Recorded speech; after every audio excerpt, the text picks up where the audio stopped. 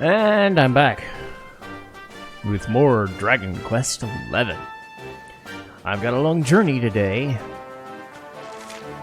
So, today is actually going to be a perfect excuse for a dungeon rant of sorts.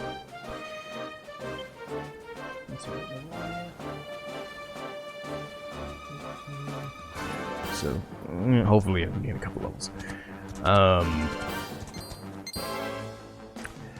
The biggest thing that I wanted to talk about while making this journey was Dragon Quest as a whole. And, to be honest, I started with 8. Most of it had to do with not knowing the franchise at the time, not having a lot of releases as far as I can remember. At least a lot of stuff in America, because this was at the time where I don't think Dragon Quest was as well known as it is now. But in Japan, it was this big deal, and it still is. It's not Final Fantasy or Kingdom Hearts or Pokemon, but it is the original staple. As far as Japanese RPGs go, and whether you follow along with that, I might never get into that discussion again today. If not, we'll see how far I go. Robber gloves, okay.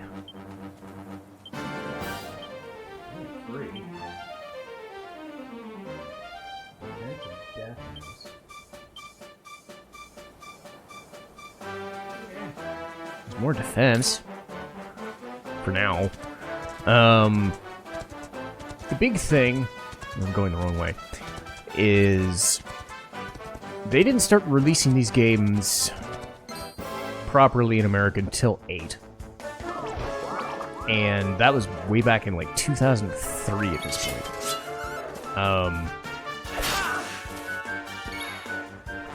So for me, it was tough to know what the series was about and what I was getting myself into. Especially, again, you're trying to go into a game 8 games in, you know. But 8 will always have a special place in my heart, and it is still considered one of the best. I think, by and large, most people say 5, 8, and 11 are kind of the best ones. 4 get some love here and there. Maybe 2 and 3.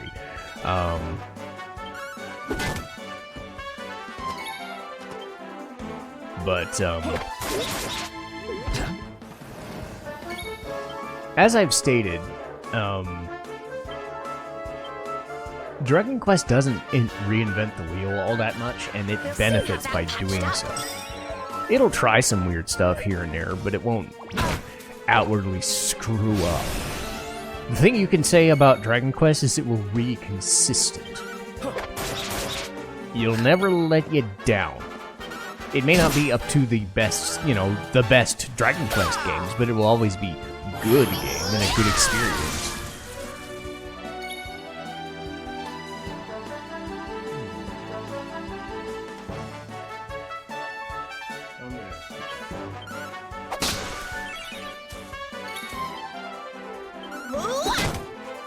Whacking. Oh, well, Veronica losing her pep screwed that up, I think. Well, damn. But yeah, for me it was 8 where I started, and 8 really has a good sense of what you're getting into. Good enough characters, and I'd say good enough storyline where you're never left out of the woods too much. Later on, I would go back and play stuff like Dragon Quest 4 through 6. I think they were released either on the PSP or the DS. I want to say it was the DS, if I remember. Either DS or 3DS was when they got re-released. And you would think that they would release 4 through 6 again someday, or all 1 through 6. I'm sure they have. Because I do need to brush up on 1 through 3 for sure. Ow,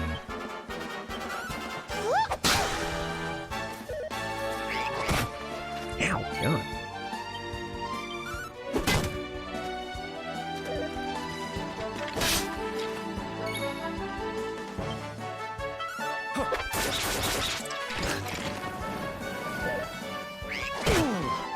Man, I'm getting hurt. But the thing that I've noticed, whether... I think the thing that wins the day in most cases for Dragon Quest is when characters and story have a little bit more of an edge to them. And again, I'm not saying every game has to. I would say 11 skirts the line of having enough of an edge, but it's not gonna, like, be the biggest and strongest and harshest game out there. But it's also not going to insult your intelligence. And again, the characters in this game are really freaking good. Unlike 8, which really focused in on just 4 characters, this gives you about 8 to 10 to work with. And they all feel like they belong. They all feel like they belong. They all have a reason. The Luminary, you know, silent protagonist be damned, I'm not a fan of that, as it's been borne out. This game tries to give as much as it can to building the Luminary. We haven't even seen that yet, but it's still... We won't even see the full effect of it until later, but yeah. They're gonna try so damn hard to make this guy a character and a believable character, so I will give them that much at least.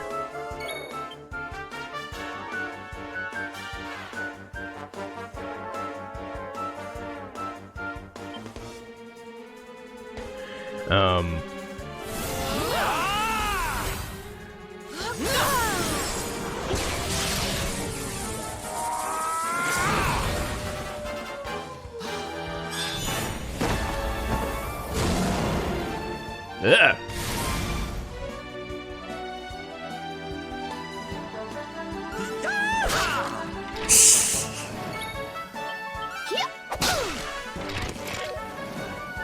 Well, that wild side's only gonna get some use. There we go. Got one. Who else won? Yay!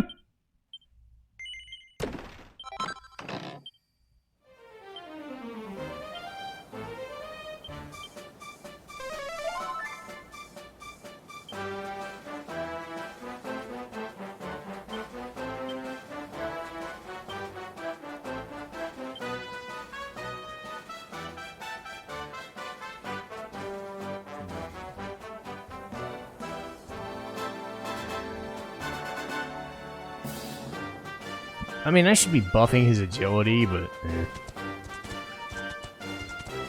I want his skills.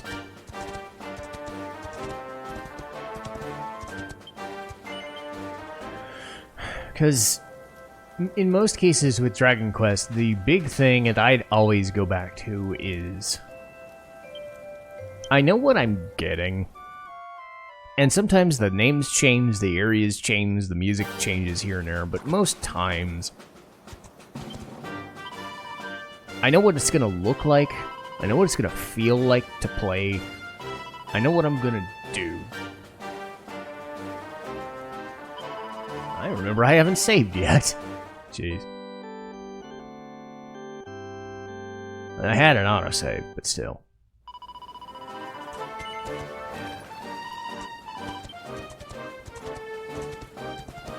But 4 was interesting because you could change like you had multiple characters as the lead role. My favorite was Elena, who was just the... Aside from Sylvando, she's the life of the party most times because she just punches things, and usually very, very hard. So... her thing was just, I want to punch things. Let me punch things. Can I punch things? Thank you. I'm a punch things. So it was fun. But you had other characters. I think Taloon was another good one because you actually get to run an actual shop for a while and mess around with, hey, how do you sell a thing? How do you buy a thing? What are the prices? You know, it was a neat little mini game that you didn't spend too much time on, but you get a little bit of it to, you know, feel what it was like to be that sort of character. And then you had others like Maya and Mina and whatever. Eventually they would kind of come together and do things. That was fun. 5, as I said before, is one of the best ones, if not the best. And a lot of that has to do with its story.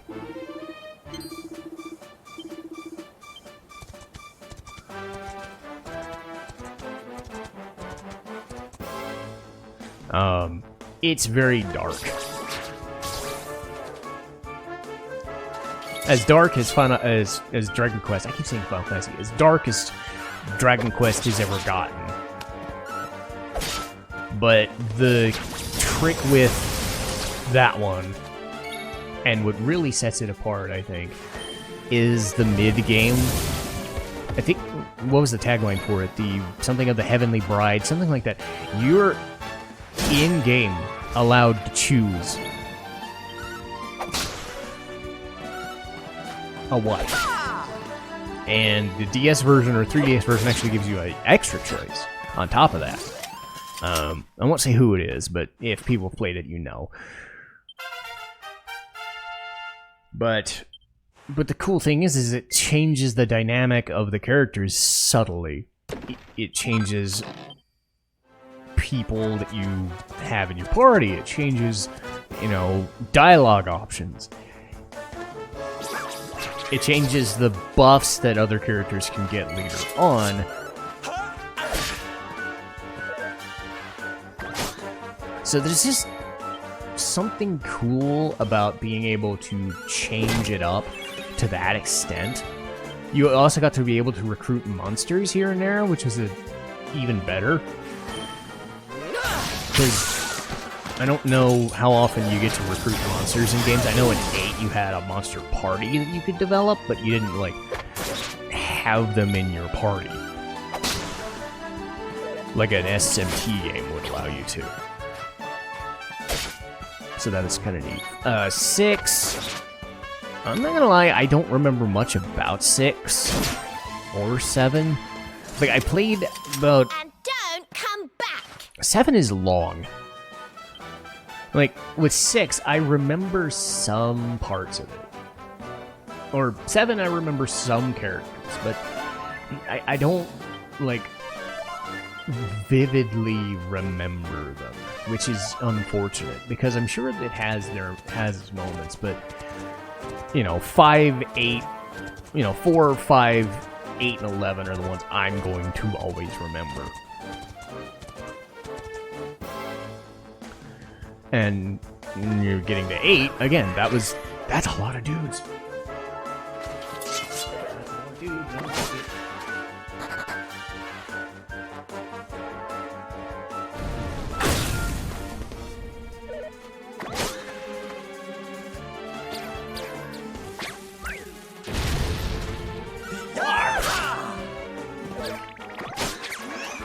Stop hitting me.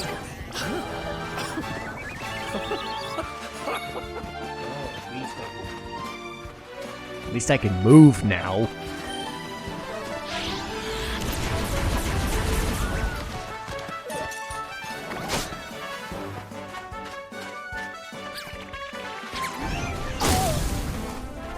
Ow. Don't worry, I'm here to help. Please do. God damn.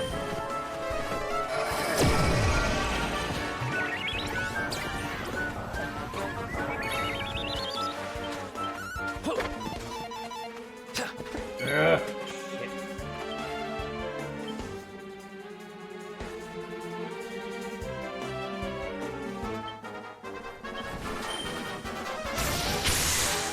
I'll get rid of you.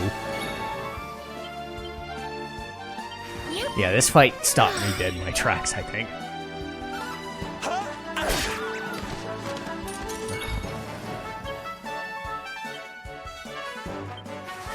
Alright, now I gotta move. But, yeah, 8 was the first one that I sat there and went, you know what? I like this. It makes sense. It was the first one I played. It was available, I think it was with a Final Fantasy X demo. It would make sense. It was around that same time, or was it Final Fantasy X too? I forget which. But yeah, it's stood up very well, and a lot of the modern conventions are still part of the experience, where,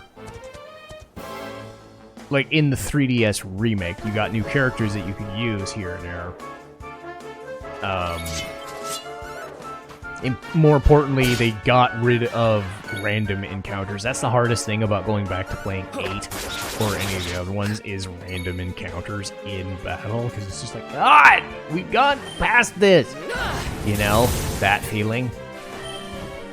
So, playing the 3DS remake was like, oh, I can wander around and not fight them like I want to, whenever I want to, like you do in this game. I think 9 was the first where you actually had on-field encounters. Like, if you're trying to find metal slimes, it's a huge help.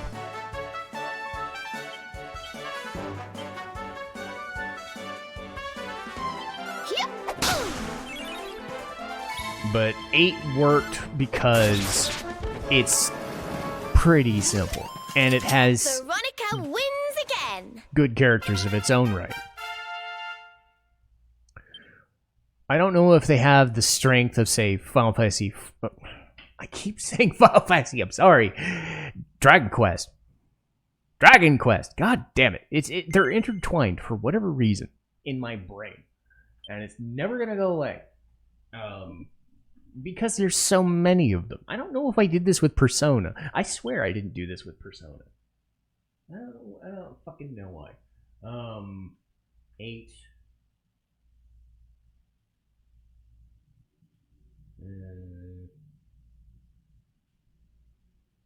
I'm gonna get max MP. Dragon Quest. I think it was the first with voice acting, so that helps too. You got the cold blimey! You know, you got the... And another thing that helps is that these characters are voiced in English, you know, English voice actors, much like, say, Xenoblade is. So it is a change from what I'm used to, the American voice acting. That's a lot of dudes. I don't like it.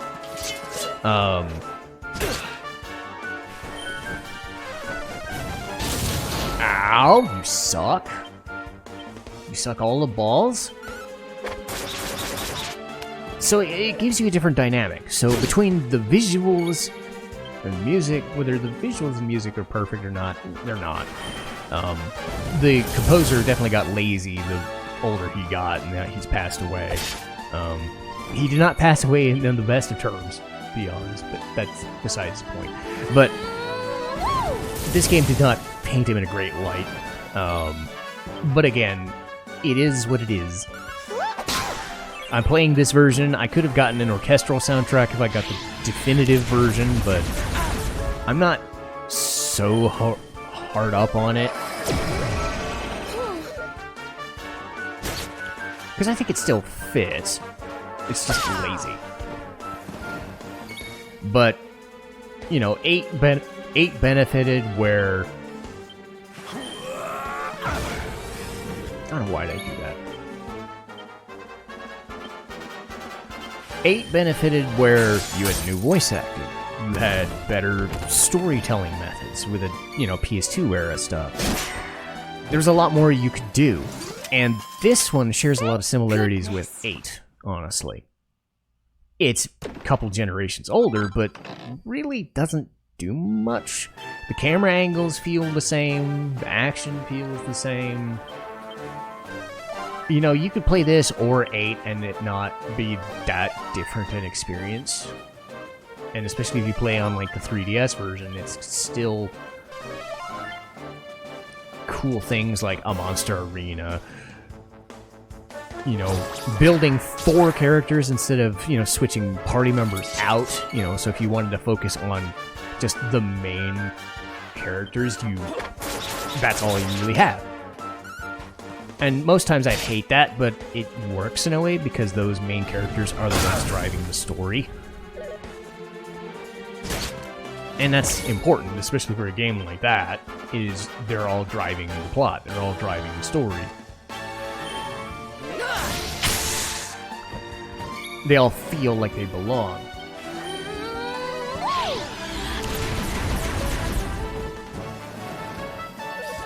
And I always feel like 8 is one of those that's long, but long enough. Similar to this, where it's overstaying its welcome only slightly. I think some games get into the habit of taking way too long now because you have to. And again, I'm looking for something like Persona for this. I feel better than ever. Yay! Whoosh. Okay, that's good. That's another AoE. Serena. Orchestra. MP. Magical Mending. Magical Mending. Let's do that. Alright. There's double to light. Don't really. Minor recovery. Let's go back up here and do this one. No, let's do that one. Yeah, Magical Mending, you know, it's twice over. And then you get to 9, where 9 was an interesting case. 9 was the first one on the DS, so it made a big deal about playing with friends in co-op. Oh god! Oh god! Oh my god! Metal slides! Metal slides! 1 second! Ah! I'll get back to my thought. I want to get metal slide. Let me hit metal slide, you fucking bitch.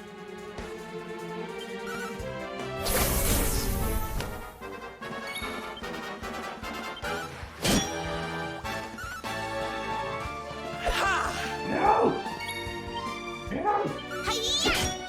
Yeah, you got him! No! Ow! No! Yeah, you got him! You'll see why it's so good in a minute. So I've been getting like 200 experience, right? Maybe 300? Check this shit out. 2,000! Wow! So, about what I was saying. Anyway. Ooh, healer bang too.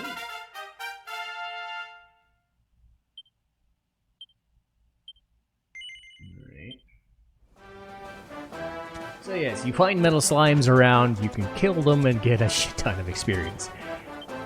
Love it. Anyway, 9 was an interesting experience because... Do I want to... No, I do not. I don't want to fight that. If I'm gonna fight that, I'm gonna save.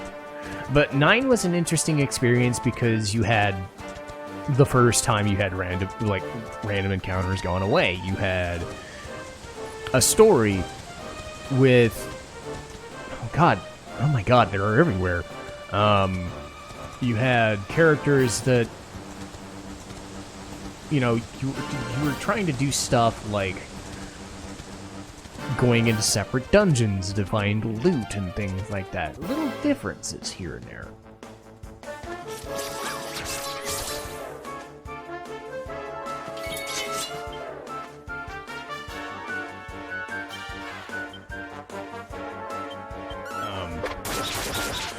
So while you were still doing the main quest, you could do cool stuff like, hey, I want to go meet with friends and play Dragon Quest and go through a different dungeon kind of thing. Almost like a raid kind of thing. Like raiding a dungeon together sort of idea. I don't remember as much about the storyline anymore. I do remember that you were some celestial guy from an up top, like, sky village or sky, like, monastery kind of thing. That's all I really remember about the story. I just remember being part of it and having friends at the time that would play it together. It didn't last that long, but it did okay. 10 is an MMO, so obviously I don't have any knowledge of it. Another one bites the dust. But, I don't want to run into that thing by accident.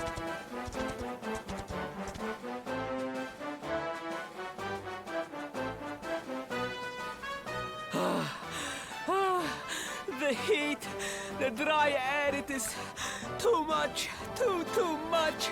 Let us spend the night here. The monster will have to wait.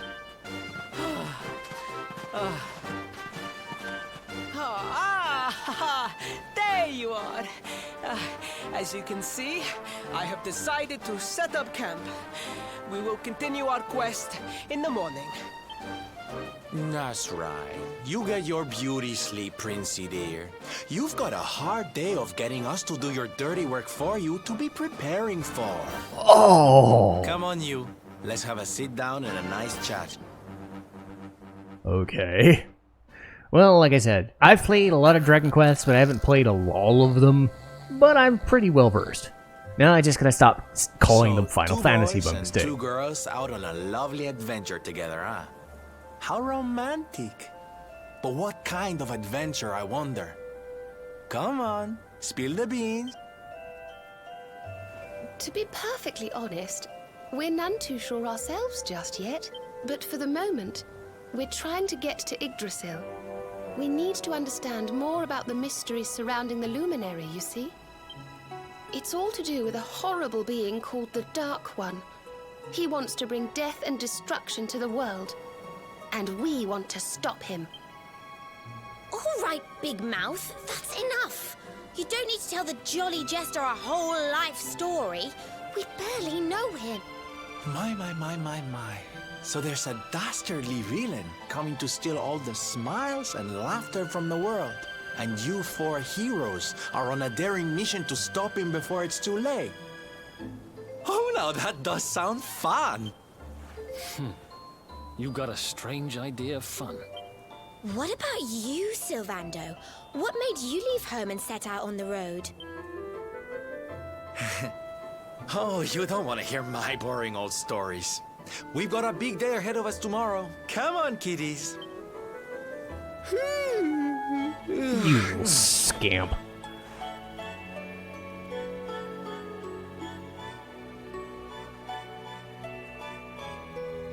He's not gonna sing. Well, aren't we full of mysteries? What's his deal? Well, I will hopefully not keep calling these games Final Fantasy going forward. I had Final Fantasy on the brain. I was streaming them a couple of times. But anyway. Next is the Celestial Sands. Thanks to beating the shit out of that metal slime, I might be able to beat this guy. I do have time off camera, because this is Friday. I could spend some time near the campsite doing the thing, fight the thing, do the thing, and maybe fighting more metal slimes. Who knows? But the Slayer of the Sands is here. I don't like that. But that'll be the next episode. I'll talk to you guys next time.